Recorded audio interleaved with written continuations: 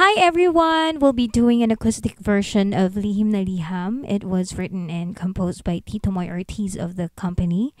Binigay niya po tong song na to sa akin nung 2006 nung gumawa po ako ng See the Light album, self-titled Ana Baluyot.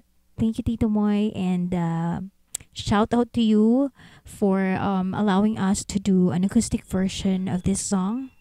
Super duper ganda niya. And sana magustuhan mo po. And of course,